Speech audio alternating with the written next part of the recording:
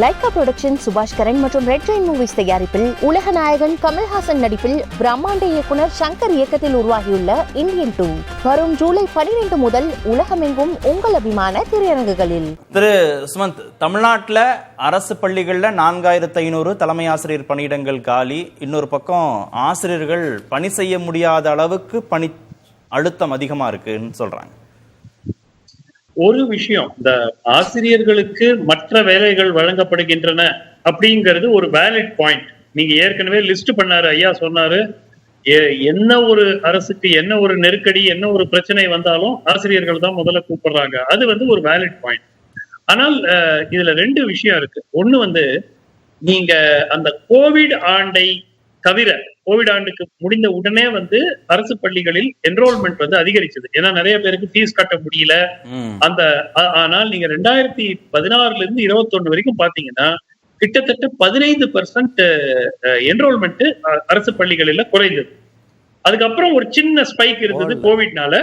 அதுக்கு பிறகும் அது திருப்பியும் சரிய ஆரம்பிச்சிச்சு.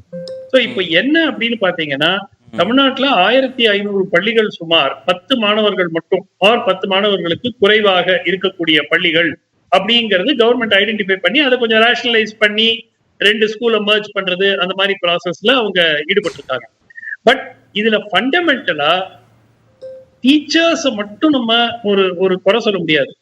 அரசாங்கத்துல பணிபுரியிற மற்ற எல்லா பிரச்சனைகளும் அரசு ஊழியர்களுக்கு பொருத்தமான மற்ற எல்லா விஷயங்களும் ஆசிரியர்களுக்கும் பொருந்தும். சோ டீச்சர்ஸ் மட்டும்தான் சரியா பணிபுரியல, மற்ற அரசு அதிகாரிகள் எல்லாம் சூப்பரா பண்றாங்கிறது மாதிரி இல்ல.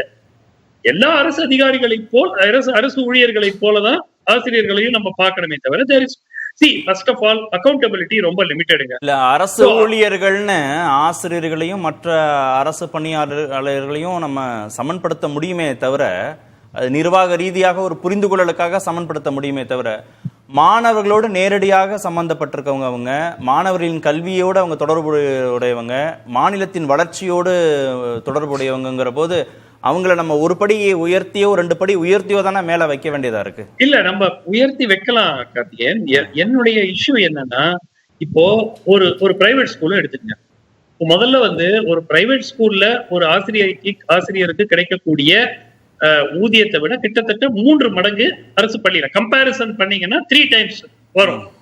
ஈஸியா வரும். சம்டைம்ஸ் அதுக்கு மேல ஜாஸ்தியாவே வரும். சோ உங்களுக்கு அந்த அளவுக்கு டிஃபரன்ஸ் இருக்கு. நீங்க சொல்றது பாரம்பரியமாக ஒரு 50 ஆண்டுகளுக்கு மேல நடத்தக்கூடிய தனியார் பள்ளியில வாங்கக்கூடிய சம்பளத்தை தான் நீங்க கம்பேர் பண்ணணும். இன்னைக்கு நீங்க தனியார் பள்ளிகள்ல நீங்க போய், நான் என்ன சொல்றேன், அதே நகரத்துல ஈக்குவலண்டா கம்பேர் பண்ணுங்க. எஸ்பெஷலி மீடியம் சைஸ்டு நகரங்கள், சிறிய நகரங்கள். நீங்க சென்னையை பார்க்காதீங்க.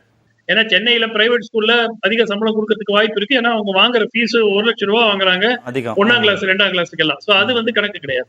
நீங்க சின்ன ஊர்ல எல்லாம் பாத்தீங்கன்னா குறைந்தது 3 மடங்கு டிஃபரன்ஸ் இருக்கு. நான் அந்த டிஃபரன்ஸை நான் சுட்டி காட்டல. நான் எதுக்கு சொல்றேன்னா, இந்த பிரைவேட் டீச்சருக்கு அக்கௌண்டபிலிட்டி இருக்கு.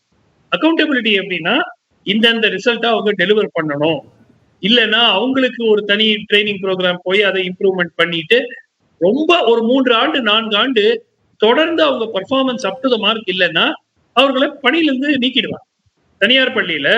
ஆனால் அரசுல அந்த மாதிரி பணியிலிருந்து நீக்கிறதுக்கான ஒரு teacher not up to the mark. எத்தனை டீச்சர்ஸ் இது வரைக்கும் பணி நீக்கம் செய்யப்பட்டிருக்கிறார்கள்.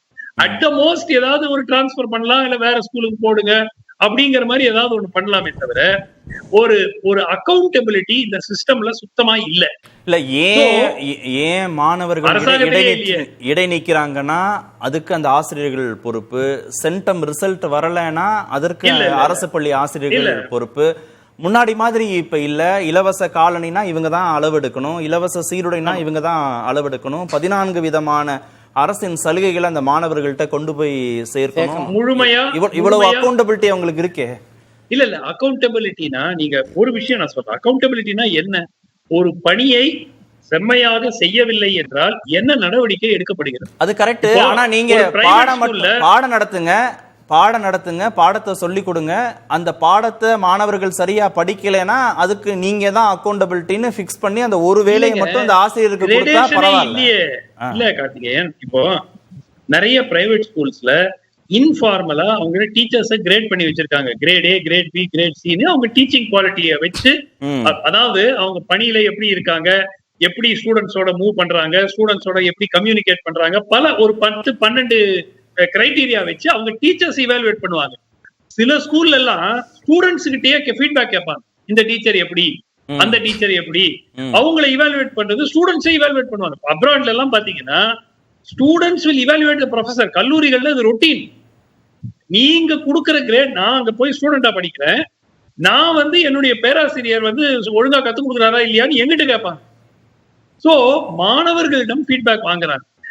இது வந்து இதுல என்ன ப்ராப்ளம்னா, அரசாங்கத்தினுடைய பல துறைகளை போல் இந்த துறையிலும் எந்த விதமான ஒரு அக்கௌண்டபிலிட்டி இல்ல.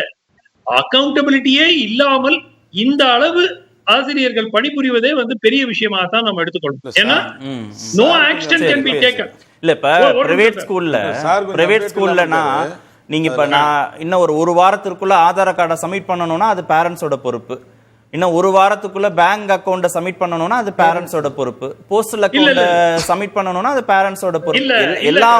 எல்லாமும் இன்கம் சர்டிபிகேட்ல இருந்து எல்லாமும் பேரண்ட்ஸோட பொறுப்பு தான். அங்க வந்து அந்த தனியார் பள்ளி ஆசிரியர்கள் அந்த பொறுப்பை ஏத்துக்கிறது இல்ல. ஆனா நீங்க சமூக ரீதியாக ஒரு ஏற்றத்தாழ்வு இருக்கு, சாதி அடிப்படையில ஏற்றத்தாழ்வு, பொருளாதார அடிப்படையில ஏற்றத்தாழ்வு இருக்கக்கூடிய மாணவர்கள் கல்வி சூழல்ல பின்தங்கிய பெற்றோர் சூழல்ல இதெல்லாம் வந்து படிக்கிற போது எல்லா அக்கௌண்டபிலிட்டியையும் அரசு பள்ளி ஆசிரியர்கள் பேரண்ட்ஸுக்கு ஃபிக்ஸ் பண்ண முடியாத ஒரு சூழல் இருக்க போது அந்த பொறுப்பையும் தூக்கி சுமக்க வேண்டியதா இருக்குல்ல. இல்ல தனியார் பள்ளிகள்ல வந்து எல்லாமே பேரண்ட்ஸுக்கு தான் விட்டுருவாங்கிறதும் சரியல்ல. ஒவ்வொரு ஆசிரியர்களுக்கும் பொறுப்பு வழங்கப்படுகிறது. இதை வந்து இந்த கிளாஸுக்கு நீங்க தான் ரெஸ்பான்சிபிள். நீங்க தான் இந்த டேட்டா கலெக்ட் பண்ற ரெஸ்பான்சிபிள் மட்டும் தானே. ஆதார் கார்டை கலெக்ட் பண்ற ரெஸ்பான்சிபிலிட்டியா இல்ல ஆதார் கார்டையே அப்ளை பண்ணி கொடுக்கிற ரெஸ்பான்சிபிலிட்டியா? ரெண்டுக்கு டிஃபரன்ஸ். கார்த்திகேயன், நான் உங்ககிட்ட ஒரே ஒரு விஷயம் கேட்கிறேன். அப்டேட் பண்றது டீச்சர் வேலை தான். இல்லங்க, இப்போ ஒரு டீச்சர் அப்டேட் பண்ணல என்ன ஆகும்? என்ன அக்கௌண்டபிலிட்டி? பிரைவேட் ஸ்கூல்ல இல்ல கவர்மெண்ட் ஸ்கூல்லயும் பண்ணல, பிரைவேட் ஸ்கூல்லயும் பண்ணல, என்ன நடவடிக்கை எடுக்கப்படும்? நீங்க சொல்லுங்க. கம்பேர் பண்ணி பாருங்க. இது வந்து நான் ஆசிரியர்களுக்கு மட்டும் நான் சொல்லல, அக்ராஸ் செக்டர்ஸ் இதுதான் பிரச்சனை. நம்ம வந்து ஒரே ஒரு பாயிண்ட், நம்ம இந்தியால வந்து மக்கள் வந்து அரசாங்கத்துக்கு அக்கௌண்டபிளா இருக்கணும். நம்ம வந்து டாக்ஸ் ஒழுங்கா கட்டணும், இல்லன்னா கேட்பாங்க, இப்ப இந்த சர்டிபிகேட் கேரி பண்ணலன்னா கேட்பாங்க, டிரைவிங் லைசன்ஸ் இல்லன்னா பிடிப்பாங்க, எல்லாம் நம்ம ஒழுங்கா இருக்கு.